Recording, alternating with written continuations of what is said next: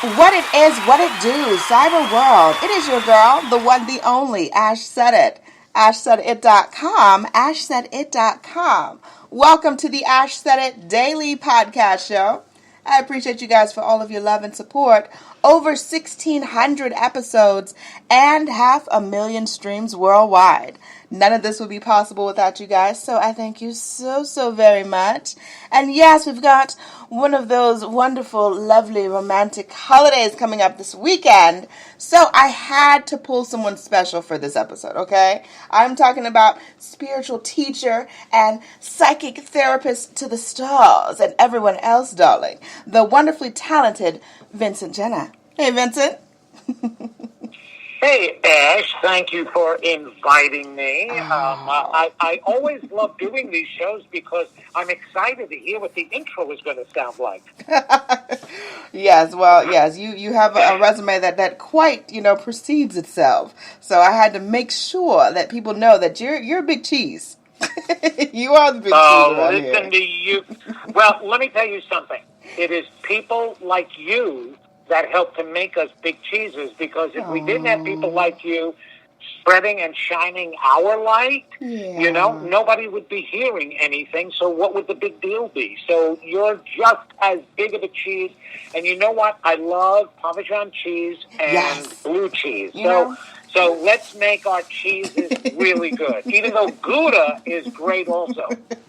That's right, Mr. Rich. I mean, I'm telling you, anyone that doesn't like cheese, I'm giving them the side eye. I'm like, I don't know if we could be friends. I love it. All right. So, Mr. Vincent, Valentine's Day is coming up this weekend. I already have a couple of my friends that have been traveling, I don't know, in the midst of this pandemic. And they are newly single, either divorced or they recently had a breakup or whatever the case is. And they are already like having that Eeyore cloud over them with the rain and stuff. It's like super like drenchy and oh my gosh, depressing. I don't have a boyfriend, Ash. What am I going to do? And blah, blah, blah. And it's just already overwhelming them. So I want to talk about a couple of things that people can do to try to welcome happiness into their world.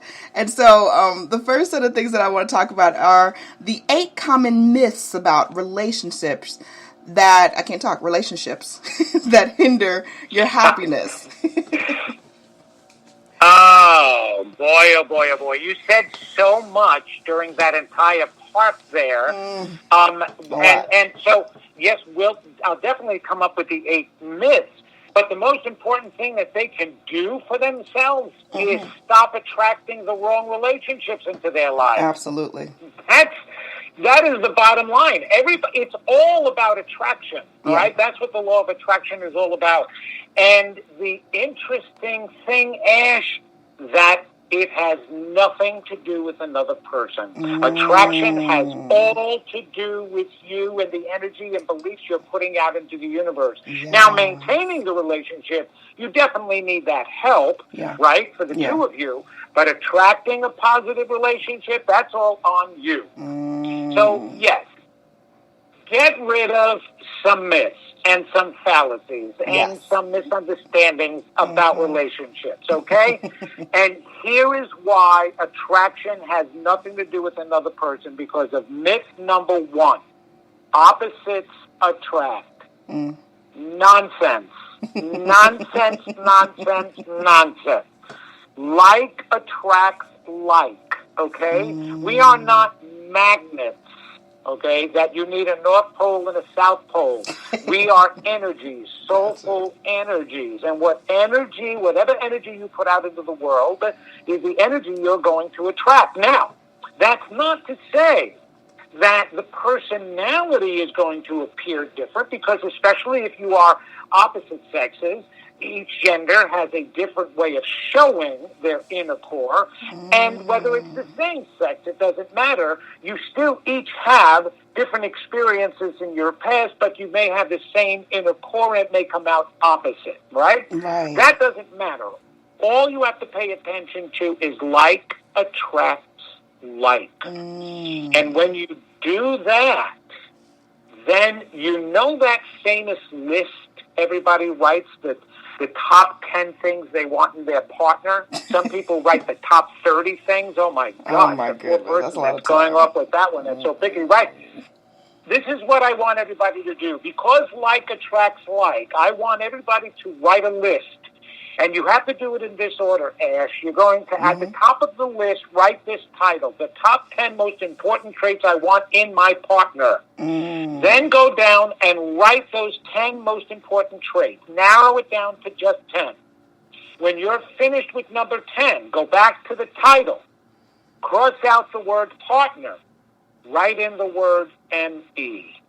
Because I'm telling you right now you're listing the top 10 most important traits I want in me. Yeah. Work on those 10 you just wrote down. Get rid of ones that you don't want. Enhance ones that you already have. And put in there ones that you don't have. Because that list of you is who you're going to attract to you. That's the most important reason to know that opposites do not attract. Fallacy number 1. Wow. Myth number 2, all the right ones are taken.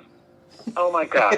You know how many people tell me that? There are 8 billion people on the face of the earth. I promise you, your most perfect lover is not taken by somebody else. There probably is a million other lovers that you can use, too. It's a crazy excuse. Yeah. We create these defenses and a new set of beliefs to actually shield us from what's going on inside. And what's going on inside because of your story, Ash, is I'm not lovable. I'm not lovable. That's the reason why people are constantly attracting the wrong relationship. They have emotional needs. They think it's all about love, but it is love of self. The belief that you are lovable, and then you will attract somebody. Okay? Here's another myth about relationships, and in regards to intimacy and sex. Sex is an expression of love that is a complete fallacy. It is not an expression of love. How many one-night stands have there been where the guy, it's usually the guy that says this too, because we can be dogs. Yeah, we can. I admit it. Where at the most inopportune time, at his peak, he shouts out, "I love you." Oh, shoot. And, oh, my God, right? And then when he wakes up the next morning and she's still in bed, or he's still in bed, whoever he's with, the next morning he's feeling crappy because that's not what he meant, because sex is not an expression of love. You share sex once you have love. In other words, you have to form love. You have to form that foundational relationship to start with, and then the sex can bring you, pardon the word usage, deeper. Okay? But it actually raises, it's the time that souls merge together. That's actually what sex does for us. And we are the only ones, now I know that this will sound crazy, but we are the only creature on this planet that can have sex and share it because of love and because of the emotions that can go with it. Animals do not have emotions when they have sex. They're doing it strictly by chemical reaction. Okay? Gotcha. So we are completely different with that. So stop going to bed thinking that that's how you're going to love each other. And guys are very famous for that. I'll admit it, all your listeners out there, I don't know who they are. Guys will hate me, and I get all this hate mail. But it's true. Guys are the first ones to turn around. It's the reason why women get in trouble, because they want to believe the guy loves them. And what does the guy say? If you go to bed with me, it'll mean that you love me. No, it doesn't. No, it does not. No, it just means that he doesn't have to use his right or left hand that night. That's what that means. Right? So it's all right, let's go on. Myth number 4. Oh, this is in my realm, the spiritual realm and the metaphysical realm, because They don't look at the Dalai Lama and think he needs a relationship. You see, because the idea is the more highly evolved you are, the less you need in a relationship. And that is a big lie. Highly evolved people want to share their lives with others. They want, because we are social beings. It's the reason why we were put on one planet together, not just to experience ourselves, but to experience unity. And you need others to experience unity with, don't you? Yeah, absolutely. Okay, so the more evolved you are, the better your relationships will be, but you definitely don't want to be alone. Okay? Right. All right. Here's a big one. Healthy relationships equal independence. Independence. That word, I understand that it was put in our Declaration, right, in 1776, so that we can become independent from King George in England. That was the last time that we should have used that word. Because it is not about independence. It is also not about dependence. Right. It's about interdependence, where you can rely or depend on each other, which is okay. We should. Look at what's happened here. Here's my point exactly. How many people got upset and disappointed in the manufacturers when this pandemic started and they went all out to get toilet paper and there was none on the shelves anymore? Okay, it's just because they needed the manufacturers. Now, it's not that they just depended on the manufacturer. There is an interdependency between the business and the client, right? The business and the people that are purchasing the product, and then the business can make the product for them. So that's interdependency. And in a relationship, that's exactly what needs to happen, an interdependency. You help each other when you come together. Okay, number 7, I'm picky. I'm picky. You know how people say that? I'm picky? That's a big lie. What you are is self-critical. When you can't find another person because they're not meeting your bar, your expectations, it's because you don't believe you're meeting your own expectations. And we project out onto others what we don't like about ourselves. We project out onto others what we don't like about ourselves. And that's an important thing to really, truly understand, Ash.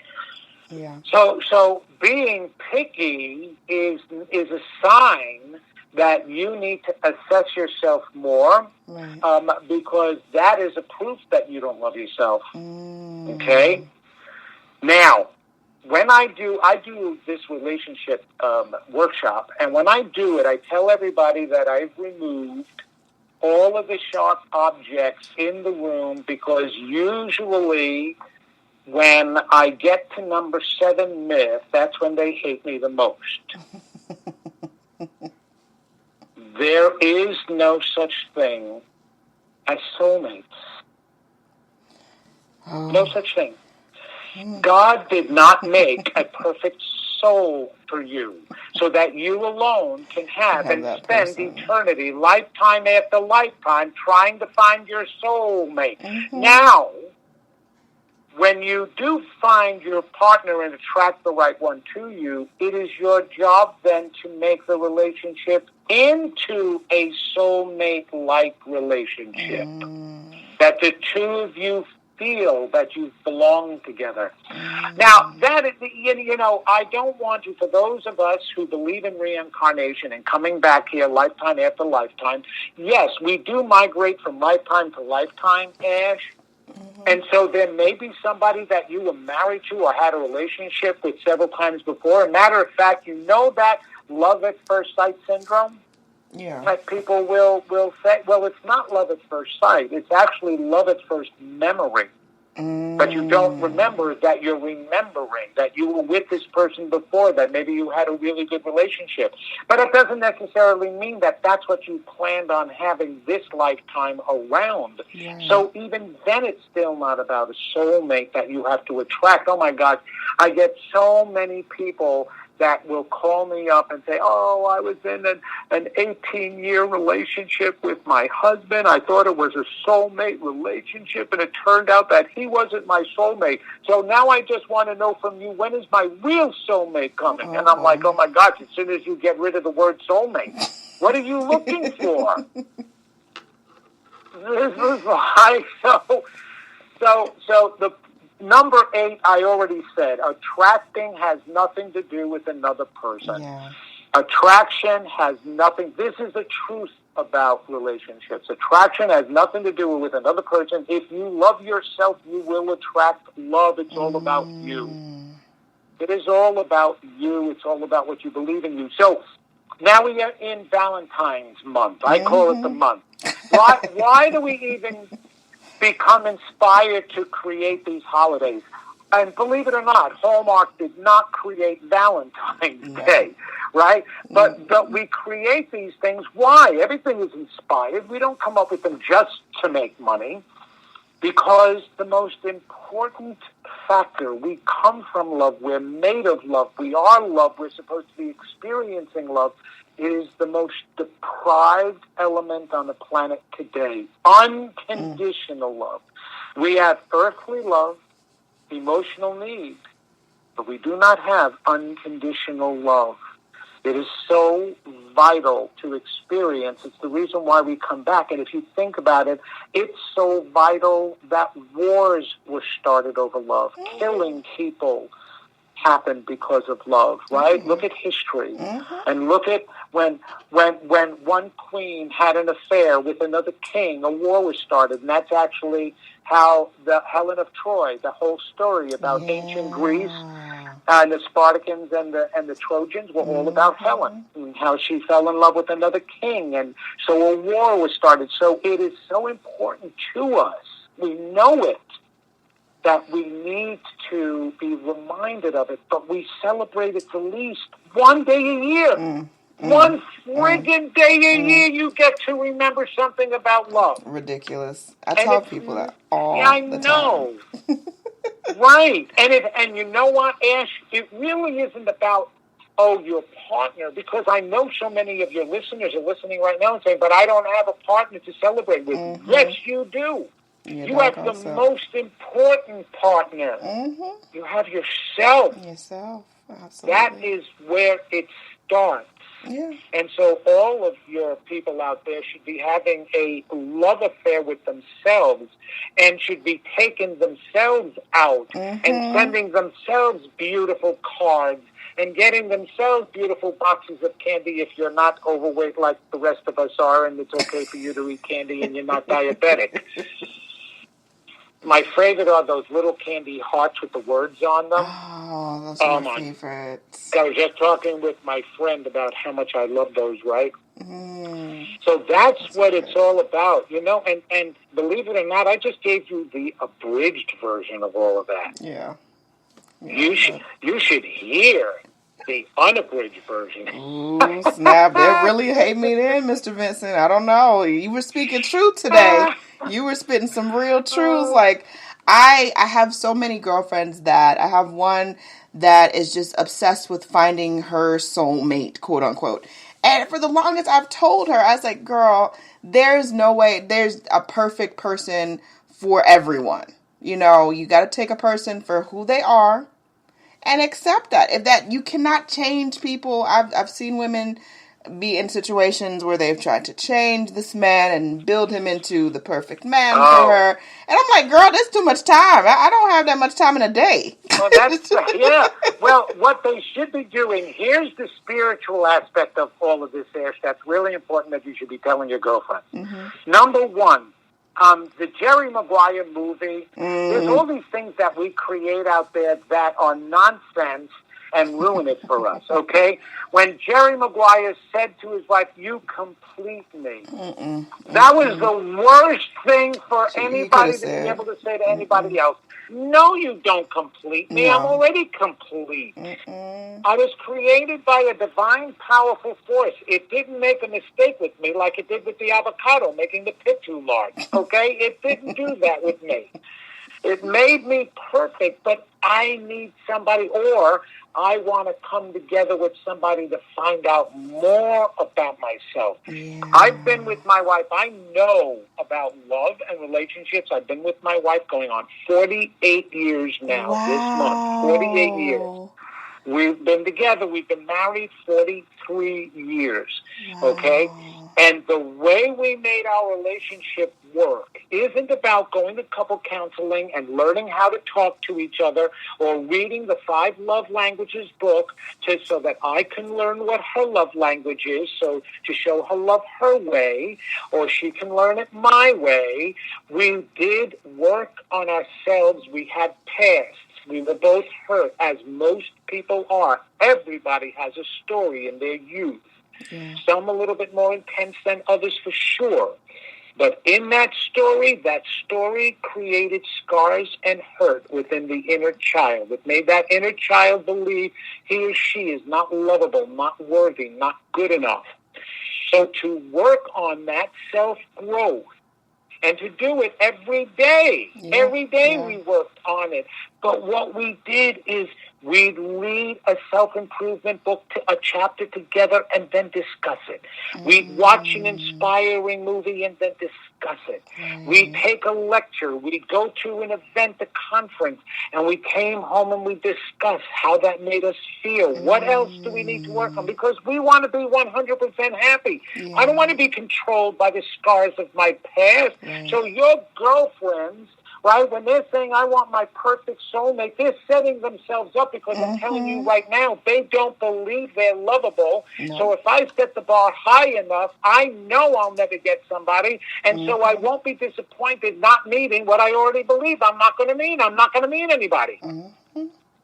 That's what they really believe, and that's what they need to work on, because they're 100% wrong. Yeah. And our brain creates beliefs to shield and protect us from the beliefs that we have about ourselves that hurt. And that's what they need to do, is work on themselves, and they can attract a person. You know, the concept of a princess and a knight in shining armor, that icon was created for a reason. It was created because that is what we are capable of. Absolutely. It's who we want to be, and it's who we want to be with. So you know what? All you women out there who complain about the non-knight you've been attracting, or the non-princess, whatever you want to attract, start working on yourself and believe you are a princess in order to attract the knight. Absolutely. So it's always about self. And don't believe you have worked on it, because the proof is in the pudding. Yeah, you got to because of the law of attraction and the power. Yeah. You got to keep putting in that work. You will see in front of you, if you are doing the right stuff, by the outcome of your life. I love it. Mr. Vincent Genna, thank you so much for dropping some knowledge on us today. I thank you. I've been taking notes. I'm sorry. I was very intuitive to what you were saying, because I'm calling her tonight. I am calling her tonight with that information. And let everyone know the best way to reach out to you if they need to book you, if they want to be a part of your next relationship workshop. I know everything's being done digitally now. Oh, how do they get in contact with you? Okay, all they have to do is go to my website. That's actually the core and the best place to go, at VincentGenna, GENNA.com. And from there, they can connect with me everywhere else on Facebook, all my other social media. I'm also a host of a Unity Online radio show myself every Wednesday at noon. So they can go there and just look out for my classes, register. They can have a reading with me. I've done readings, thousands of readings with people all over the world. We don't need to be in person. because we connect in the same place, whether you're in front of me or not. So that's the best way, and thank you so much for letting me share that. Oh, thank you so much. I mean, I absolutely, like I said, getting your perspective and hearing from someone, especially from a male, getting the male perspective is definitely helpful to myself and, of course, all of the women listening. So you got to come back. I got to have you back on the show. I'd love to come back to your show, Ash. Oh, my gosh. Absolutely. We can go even further and deeper. Oh, yeah, because I had some topics that, we didn't quite get to, but you know what, next time we're diving into it. We are getting into it, Mr. Vincent. Okay, sounds good. Sounds good. Thank you. And I appreciate each and every one of you guys. Thank you so much for all of your love and support. Keeping in mind, anyone to tell you that you can't do what you want to do, you look them square in the face, you tell them, don't believe me. Just watch. Watch what I do. Watch me make it happen. Watch me make history. That's what we're doing this for, the history books. Social media is nice, but real life is so much better. Until next time, you guys.